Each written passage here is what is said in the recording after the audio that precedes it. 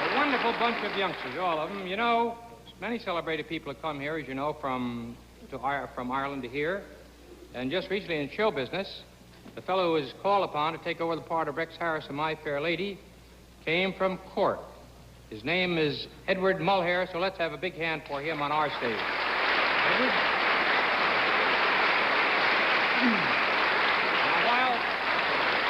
While we were in Cork and Ed found out about this, we were going to have this as the big surprise tonight, I went over and paid a visit to Edward's mother, a very charming Irish mother, and I brought this message back to you, Ed, from your mother. So could we have that film, please?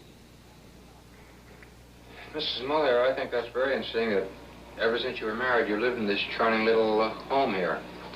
I suppose you must be very thrilled by your son Edward Mulhare's success in New York in My Fair Lady. I certainly am. And now that I'm going back, would you like me to deliver some message from you to Edward? Well, my love, same thing. And I'm looking forward to seeing him this year. Fine, I'll deliver the message to you, and I'll tell him you make the best tea in Cork. Thank you. That must have been today a great thrill to see your mother, hear your mother talking to you. Indeed it was. And thank you very much for making it possible. You're very, very welcome, Edward. Now, inasmuch as your mother brews the best cup of tea in Cork, and you are brewing the best type of song on Broadway, how about singing a song from My Fair Lady? Sure. Fine.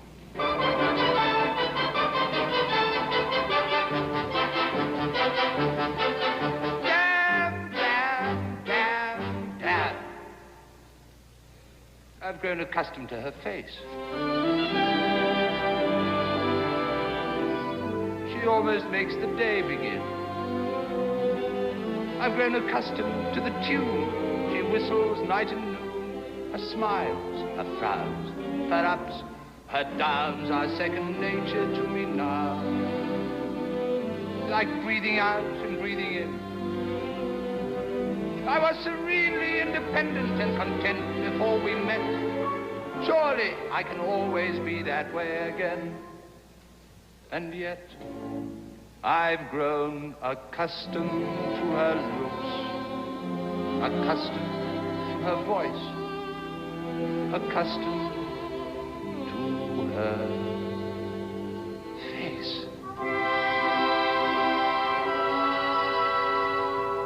Marry Freddie. What an infantile idea. What a heartless, wicked, brainless thing to do. But she'll regret it. She'll regret it.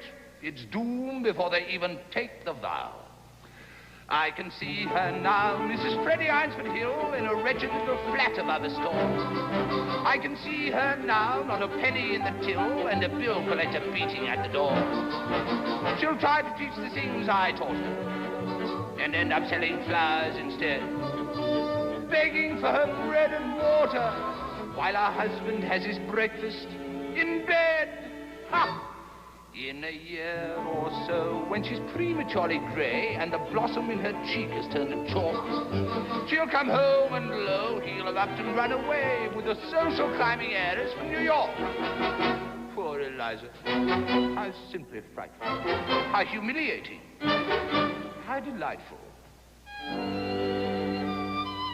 How poignant it'll be on that inevitable night when she hammers on my door in tears and rags.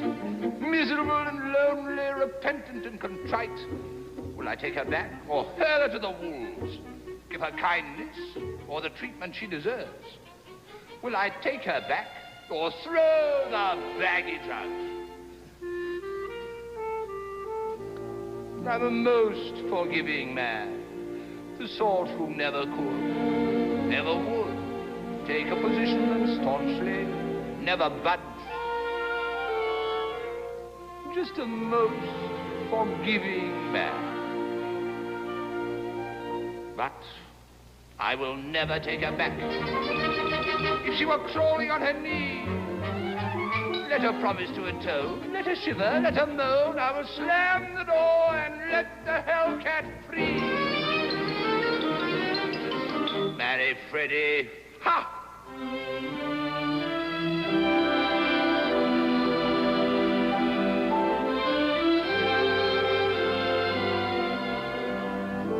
I'm so used to hear her say good morning every day. Her joys, her woes, her highs, her lows are second nature to me now. Like breathing out and breathing in. I'm very grateful she's a woman and so easy to forget. Rather like a habit one can always break. And yet, I've grown accustomed to the trace of something in the air. Accustomed to her face.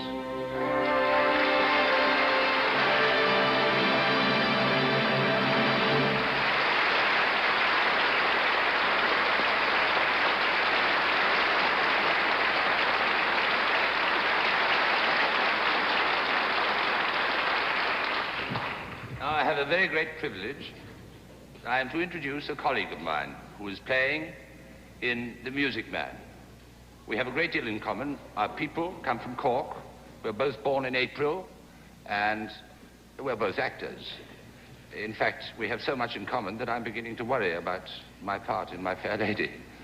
I want to introduce Mr. Paul O'Keefe.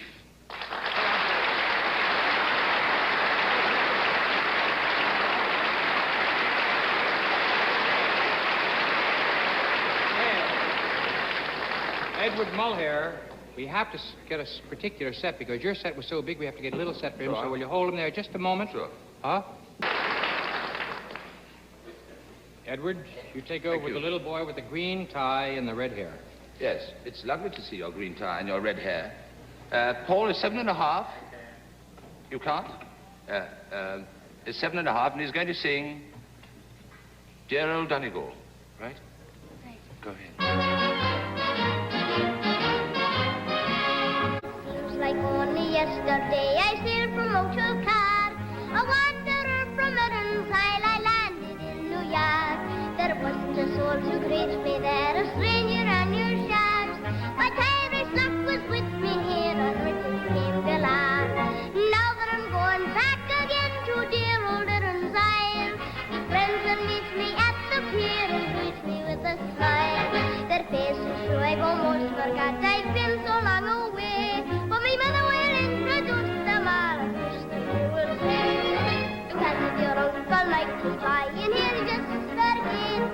And there's the gal you used to swing down with the garden gate. Shake hands with all of the neighbors and kiss the Colleen's arm. You're as welcome as the floating man, dear old Donegal.